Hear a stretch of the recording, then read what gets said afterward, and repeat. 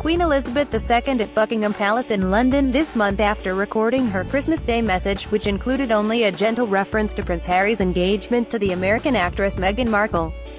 John Stillwell, Agence France-Presse, Getty Images, London. Queen Elizabeth II marked her 60th anniversary as a self-described television host on Monday with an annual Christmas message that offered solace after Britain suffered 5 terrorist attacks in 1 year, reflected on the comforts of home and paid tribute to her husband after 7 decades of marriage. The Queen said in her annual broadcast to Britain and the Commonwealth that she was thinking about London and Manchester, the 2 English cities attacked by terrorists this year, whose powerful identities shone through over the past 12 months. In the face of appalling attacks, it had been a privilege, she said, to visit young survivors of the bombing at a pop concert in Manchester in May that killed 22 people. The patients I met were an example to us all, showing extraordinary bravery and resilience, she said in the 10-minute speech. The Queen's Christmas message video by Sky News. She spoke, too, of the damage done by hurricanes in the Caribbean, and the sheer awfulness of the Grenfell Tower fire in London in June that killed 71.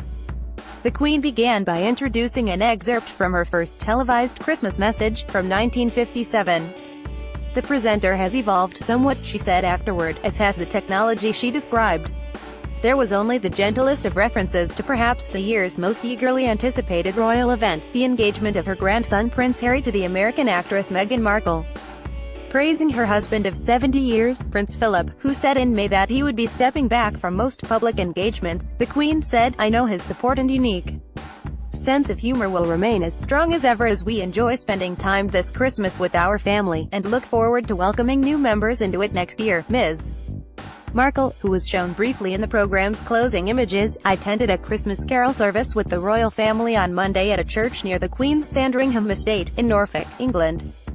Christmas broadcasts are a British tradition dating from 1932, when King George V, the current Queen's grandfather, delivered a 3-minute Christmas Day message by radio. The Queen gave her first radio Christmas message in 1952. Favored topics in her annual talks include faith, family, peace, goodwill, and the good deeds of the many charities and other organizations of which she and other members of her family are patrons. But events, including grim ones, have regularly been incorporated. In 2001, that meant acknowledging the terrorist outrages in the United States, as well as a large-scale outbreak of foot-and-mouth disease in Britain. In 2005, she reflected on the Dec.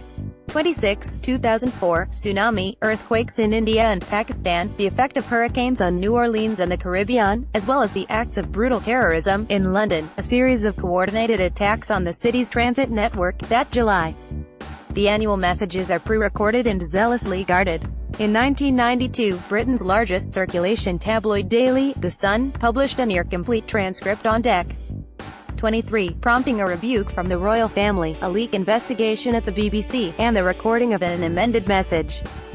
Production of the broadcast now shifts between the BBC and 2 other British broadcasters, Sky News and ITN. Production this year was handled by Sky News. Follow Peter Robbins on Twitter at @PetRobbins.